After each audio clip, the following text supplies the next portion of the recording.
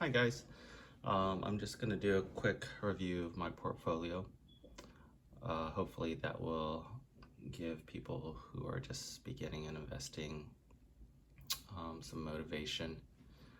It helps me kind of see what my goals are, short and long term, and also keeps me motivated as well as I basically started out with about $80,000 of debt, school loans, after I finished 6 years of college. My first job in general was about $4.25 an hour. So if I can do it, I think anybody can do it. You just need to read books, talk to people who work in the field that you want to work in, talk to people who are, smart in investing and that you look up to, and get more knowledge. So let's take a look here. This is a graph of the S&P 500. So if you can buy ETFs or index funds that kind of follow follow a certain index or follow the S&P 500, which are the 500 largest companies in the US. So it's pretty well diversified and they're pretty safe. So if we look here, the past year, S&P 500 is up about 37%.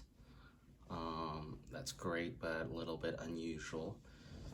So that's not to be expected every year.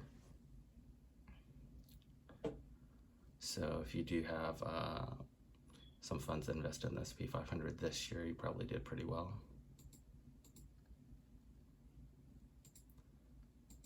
Sorry, let me go over here.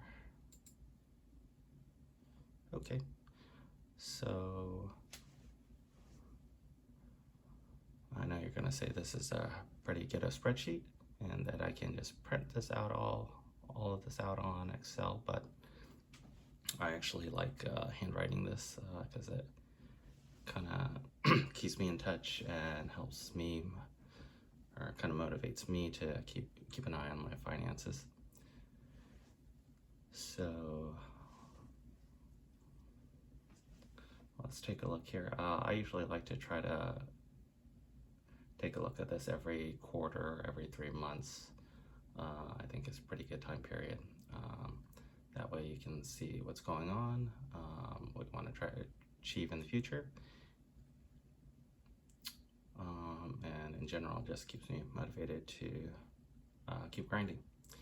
So let's look. I did buy a truck last year. I'm trying to pay it off as fast as possible, obviously. I am paying 6% interest on it right now. I have been trying to pay triple payments on it to get it paid off faster so I don't have to pay that interest. I actually just paid about $5,000 this month. So I'm hoping to pay the car off, hopefully either December or January of next year. Excuse me. I've got it down to about $11,000 right now. So I think that's pretty good news. Once I get rid of that car payment, I think financially things will be a lot easier. The next one, if we look here, is real estate. The only traditional real estate I have is my primary residence. So the equity I have, at the beginning of the year is about 400K. Did go up to about 425 in April, 425K in April. And now it is back down to about 399K. So obviously the real estate market in Seattle is not doing that great this year. But it's about broke even, I guess. So it started about the same is what I did in January there. And we're not to the end of the year yet, but we're pretty close. The smaller number here, 634, is the amount I have in fractional real estate. So you can look at things like arrivedhomes.com, Fundrise. I've been trying to play around with fractional real estate. Obviously, I don't have too much invested right now. I believe it's about $100 a share. The drawbacks that I've noticed from fractional real estate is a lot of funds you do have to keep for 5 years before you can sell it, so it's not super liquid. And I believe the fees are a bit on the high side. So other real estate investments you can look at are REITs. They are a little bit cheaper as far as fees. I believe the expense ratio is not too bad. I believe it's around 0.1 or something like that. And they are pretty liquid, so you can sell them at any time, just like stocks if you do REIT ETFs or exchange traded funds.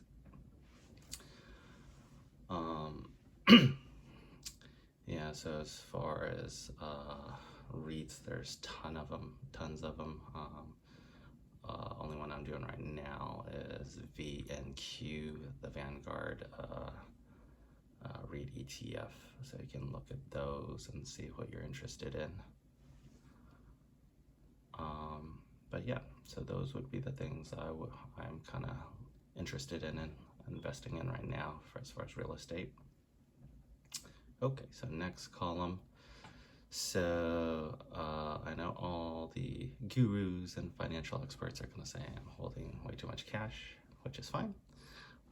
This is what I'm comfortable doing, and you can do what you're comfortable doing. The experts usually recommend that you hold at least 3 to 6 months worth of expenses in cash as emergency fund, just in case. I'm down to about 166K, so obviously that's probably more than 6 months worth, but you know, that's a me thing, so that helps me sleep at night, and that way I don't have to worry about you know, sudden loss in job, and I can pretty much do what I want when I want.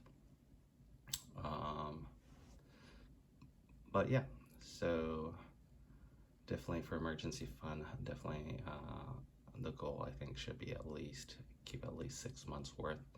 I'm aware that I probably is holding too much cash in my emergency fund right now, especially if you know, inflation goes back up.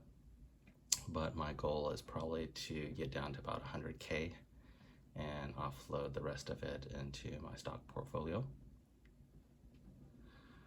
All right, so let's move over to the next column here.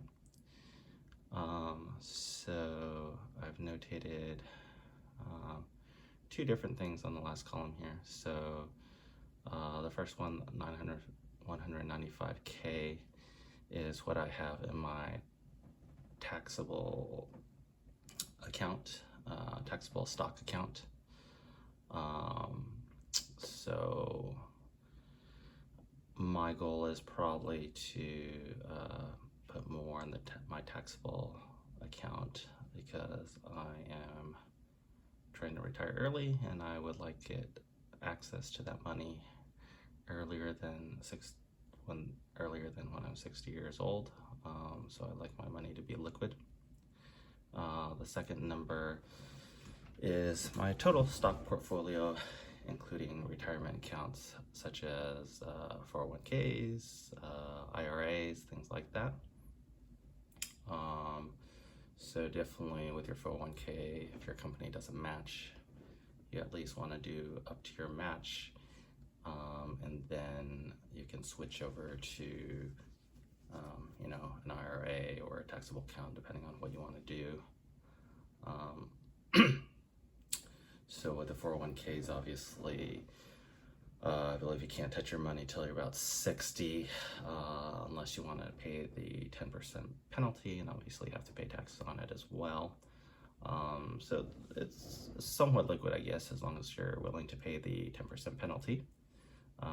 Same as I believe most retirement accounts like the IRA as well, except for Roth. Roth, you can touch your contributions at any time. You just can't touch your earnings, I believe. I think you have to pay a 10% penalty if you try to withdraw your earnings on a Roth IRA as well. So anyways, so my retirement funds basically is 362K minus whatever's in the taxable would be what I have in retirement right now. So probably not what the average finance guys recommend, but that's kind of what I'm doing with my portfolio right now. I know I need to get my cash position probably down a little bit, and I know not everybody will agree with putting large amount of money in their taxable stock account, but that's what I've decided to do now.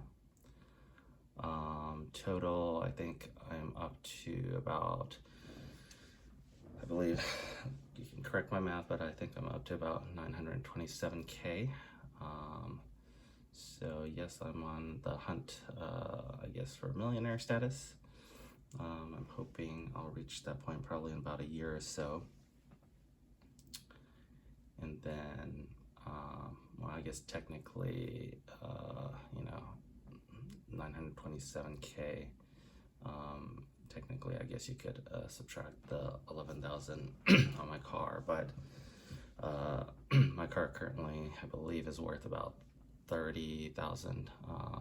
So probably still has about $20,000 equity in it technically, even if I haven't paid it off completely. I also have a second car, probably that's paid off, worth about 10,000 as well.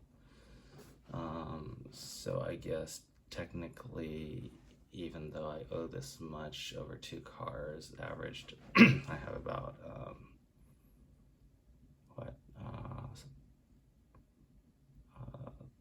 $30,000 equity. But usually I don't like to include any equity for my cars in my total calculation. So yeah, so I'll probably do this again in 3 months. But this is what I like doing to help me stay motivated. Usually once a year, I'll do kind of a bigger review and do some graphs and things like that. But yeah, so hopefully that's useful.